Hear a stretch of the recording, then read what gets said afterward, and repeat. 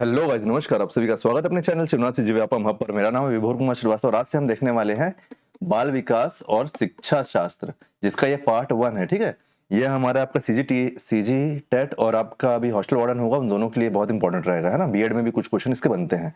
चलिए देखते हैं पहला क्वेश्चन क्या है कि निम्न में से किस घटना की ओर बालक सर्वप्रथम आकर्षित होता है। मतलब जो छोटा बच्चा होता है वो निम्न में से किस घटना की ओर सबसे पहले आकर्षित होता है। तो आपका ऑप्शन ए है प्रकाश, ऑप्शन बी है भोजन, ऑप्शन सी है माँ, या फिर ऑप्शन नंबर डी है ध्वनि। तो इसका सही आंसर आपका ऑप्शन ए प्रकाश, क्योंकि जो प्रकाश रहता है वो बच्चों के लिए मतलब एक अलग सी चीज रहती है ना, कि उन्हें उजाला दिखता है, तो इसीलिए बच्चा उनकी तरफ सबसे जल्दी आकर्षित होता है। चलिए नेक्स्ट क्वेश्चन देखते हैं। नेक्स्ट क्वेश्चन है कि बच्चा अपनी माँ को कब से पहचानना प्रारंभ कर देता है। मतलब कौन सी आयु से बच्चा अपनी माँ को पहचानना प्रारंभ कर देता है। आपका ऑप्शन ए है 6 माह, ऑप्शन बी 8 माह, ऑप्शन सी 9 माह, ऑप्शन डी 3 माह। तो इसका सही आंसर ऑप्शन डी 3 माह, कि 3 माह की अवस्था से बच्चा अपनी माँ को पहचानना शुरू कर देता है। नेक्स्ट क्वेश्चन, बच्चे की मानसिक विकास का संबंध नहीं है। निम्न में से जो 4 ऑप्शन है इसमें से बच्चे के मानसिक विकास का संबंध नहीं है, मतलब mental mental development mental development का संबंध किससे नहीं है। तो देखो, ऑप्शन ए है स्मृति का विकास, ऑप्शन बी है बच्चे का वजन एवं ऊंचाई, ऑप्शन सी है आपका अवबोध की क्षमता, या फिर ऑप्शन नंबर डी है आपका तर्क एवं निर्णय की क्षमता। तो इसका सही आंसर क्या है। इसका सही आंसर है आपका ऑप्शन बी, कि बच्चे का वजन और बच्चे का ऊंचाई उसके मेंटल डेवलपमेंट के लिए संबंध नहीं रखता है उससे। ठीक है, स्मृति रखता है क्योंकि याद करने की क्षमता है वो, अवबोध मतलब समझने की क्षमता हो जाएगा, तर्क और निर्णय मतलब किसी चीज को इवेलुएट करने की क्षमता, ये सारे मेंटल डेवलपमेंट में एक इंपॉर्टेंट रोल प्ले करेंगे। इसलिए मेंटल डेवलपमेंट के लिए 4 इंपॉर्टेंट है। और आपका वजन और उसका क्या बोलते हैं ऊंचाई, शारीरिक ऊंचाई, वो मायने नहीं रखती। चलिए आगे देखते हैं। देखिए यहाँ पे अपन डिस्कस कर लेते हैं कि लगभग किस से किस एज तक मानव जीवन की कौन सी अवस्था होती है ना। तो देखो, पहला जो है गर्भावस्था, जिसको प्रेगनेंसी बोलते हैं, वो होता है आपका गर्भावस्था से लेकर जन्म तक। गर्भावस्था क्या होता है। गर्भावस्था मतलब गर्भ धारण, एक मिनट, गर्भ धारण मतलब बच्चा पेट में आने के बाद से लेकर उसके जन्म तक क्या रहता है, प्रेगनेंसी, गर्भावस्था। फिर आपका शैशवावस्था, जिसको इन्फेंसी बोलते हैं इंग्लिश में, तो वो जन्म से लेकर 5 वर्ष तक। फिर आपका बाल्यावस्था है, चाइल्डहुड, 5 वर्ष से लेकर 12 वर्ष तक। फिर आपका किशोरावस्था, जिसको एडोलेसेंस बोलते हैं, वो है आपका 12 वर्ष से 18 वर्ष तक। फिर आपका यूथ मतलब युवावस्था, युवावस्था 18 वर्ष से लेकर 25 वर्ष तक। आपका जो प्रौढ़ावस्था है, मैच्योरिटी, वो है 25 वर्ष से 55 वर्ष तक। वृद्धावस्था है ओल्ड एज, 55 वर्ष और उससे अधिक। तो देखो, गर्भावस्था तो गर्भावस्था गर्भधारण से लेकर जन्म तक जो है उसको छोड़कर शैशवावस्था, बाल्यावस्था, किशोरावस्था, युवावस्था, प्रौढ़ावस्था और वृद्धावस्था, ये सारे के अलग अलग हमको मिलते हैं वर्ष अलग अलग बुक में। ठीक है, चलिए अपन आगे देखते हैं। इस बात को भी ध्यान रखना आप, इसका स्क्रीनशॉट ले लो अगर लोगे तो। चलो आगे देखते हैं। क्वेश्चन नंबर 4, बच्चे का विकास होता है। बच्चे का विकास किस क्रम में होता है। ठीक है, ऑप्शन ए पैर से सिर की ओर, ऑप्शन बी सिर से पैर की ओर, option D option C sorry चौथा नंबर क्वेश्चन है बच्चे का विकास होता है किस क्रम में होता है। ऑप्शन ए है पैर से सिर की ओर, ऑप्शन बी है सिर से पैर की ओर, ऑप्शन सी है दोनों ओर से मतलब कहीं से भी हो सकता है, ऑप्शन डी है इनमें से कोई नहीं। तो इसका सही आंसर है आपका ऑप्शन बी, सिर से पैर की ओर होता है बच्चे का विकास, बच्चे का शारीरिक विकास, है ना। और ये आपका दोनों में से कोई नहीं, इसका तो कोई तुक ही नहीं बनता है यहाँ पे। चलिए नेक्स्ट क्वेश्चन देखते हैं कि किस अवस्था में मनुष्य के शरीर की में हड्डियों की संख्या कम से कम होती है। मतलब किस अवस्था में जो बच्चा है या फिर मानव शरीर है उसके शरीर में सबसे कम हड्डी होती है। आपका ऑप्शन ए है शैशवावस्था, ऑप्शन बी है प्रौढ़ावस्था, ऑप्शन नंबर सी है बाल्यावस्था, या फिर ऑप्शन नंबर डी है किशोरावस्था। बताइए। तो इसका सही आंसर है आपका प्रौढ़ावस्था, कि प्रौढ़ावस्था में शरीर की हड्डियां सबसे कम होती हैं। चलिए नेक्स्ट क्वेश्चन देखते हैं। और प्रौढ़ावस्था अपन कहां से कहां तक माने हैं, तो यह है 25 वर्ष से लेकर 55 वर्ष तक। नेक्स्ट क्वेश्चन देखते हैं। ये ऑप्शन क्वेश्चन नंबर सी, गर्भ में बच्चे का को विकसित होने में कितने दिन लगते हैं, दिन पूछ रहा है। ठीक है, तो आप देखो, दिन अगर पूछ रहा है, ऑप्शन ए है 460, ऑप्शन बी है 150, ऑप्शन सी है 390, या फिर ऑप्शन नंबर डी है 280 डेज, या फिर 4 वीक्स। ये 280 डेज है ना, एक मिनट, 280 डेज या फिर 4 वीक। तो देखो हम सभी को पता है कि 40 वीक, सॉरी 40 वीक, हम सभी को पता है कि 9 माह का होता है, तो उसको आप वो कर लो ना, इसको इंटू कर लो, 9 वीक, 9 माह से 30 का इंटू करोगे तो कितना हो जाएगा, 270। 270 मतलब 270 दिन के आसपास लगेंगे इसको, 270 दिन के आसपास। तो आपका ऑप्शन नंबर डी सही आंसर हो जाएगा, ऑप्शन नंबर डी हमारा सही आंसर हो जाएगा, क्योंकि गर्भ में बच्चों को विकसित होने में 280 दिन लगते हैं। और जो 40 वीक है, ये देखो एक महीने में 4 वीक होते हैं, लगभग अप्रोक्स 4 वीक होते हैं। 9 में आपका कितना हो जाएगा, 9 महीने में आपका 36 वीक हो जाएगा, 36 वीक हो जाएगा, और ऊपर नीचे करके वो लगभग 40 वीक मान लिया जाता है। चलिए नेक्स्ट क्वेश्चन देखते हैं। ये सप्ताह है ना, सप्ताह, सप्ताह।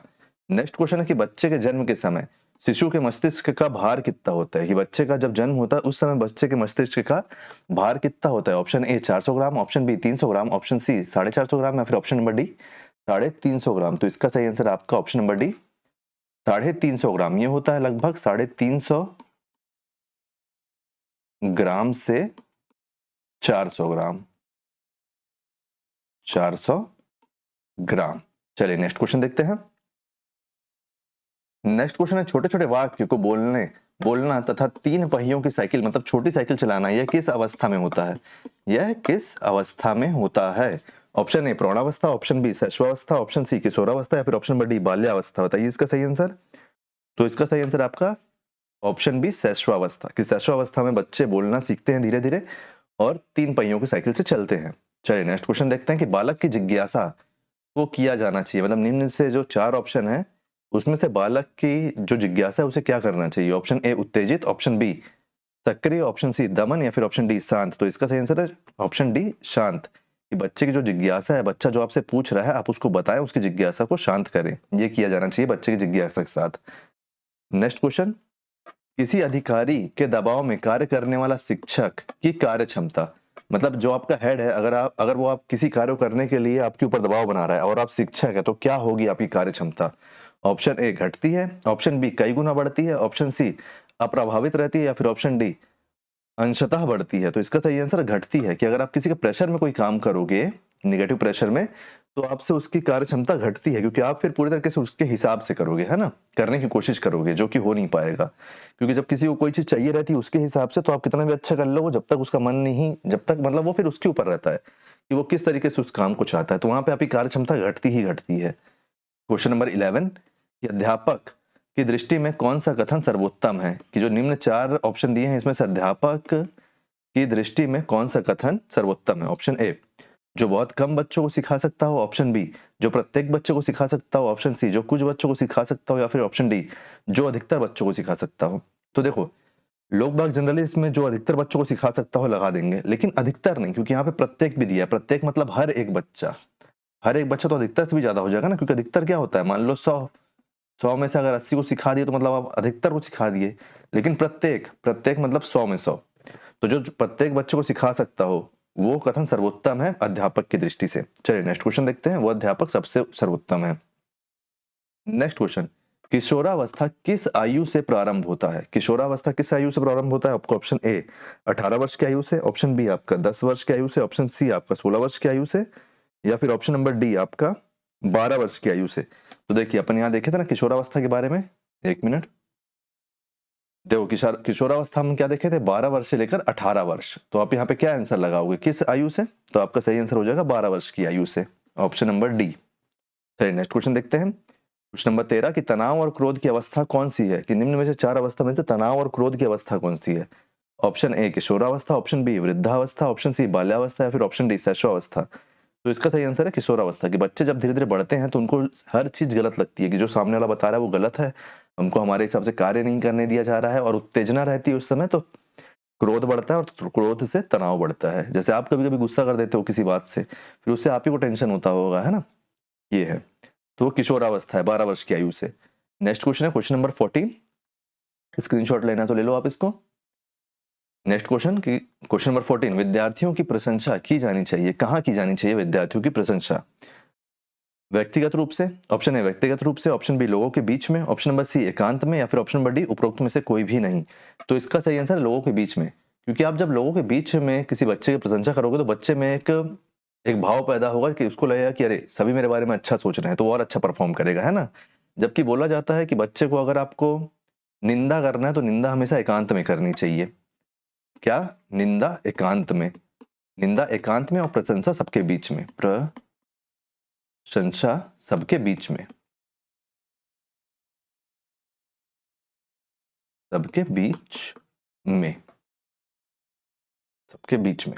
चलिए नेक्स्ट क्वेश्चन देखते हैं अपन कि बच्चों में मुख्य रंगों की पहचान किस उम्र से कर सकते हैं? मतलब बच्चे मुख्य रंगों की पहचान किस उम्र से कर सकते हैं? ऑप्शन ए 5 वर्ष, ऑप्शन बी 2 वर्ष, ऑप्शन नंबर सी 3 वर्ष या फिर ऑप्शन नंबर डी 4 वर्ष। तो इसका सही आंसर आपका ऑप्शन नंबर ए 5 वर्ष की 5 वर्ष की आयु से बच्चे मुख्य रंग की पहचान कर सकते हैं। तो उम्मीद करता हूँ गाइस कि सारे 15 क्वेश्चन आपको समझ में आए होंगे। कहीं पे कोई डाउट हो तो आप पूछ लेना। वीडियो अगर आपको पसंद आया तो वीडियो को लाइक करो, वीडियो को शेयर करो, आने वाले वीडियो के लिए चैनल में बने रहो। और जो बाकी वीडियो चल रहे हैं मैथ्स, रीजनिंग, इन सब के पीवाईक्यू भी चल रहे हैं और नॉर्मल प्रैक्टिस सेट भी चल रहे हैं, छत्तीसगढ़ का भी।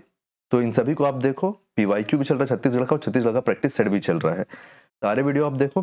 टेट, बीएड, इन सब के जो एंट्रेंस एग्जाम पहले हो चुके हैं उन सब का मैं एक एक करके पेपर भी डाल रहा हूँ सॉल्यूशन, उसका मैथ और रीजनिंग का, तो उसको भी आप जरूर चेक करो।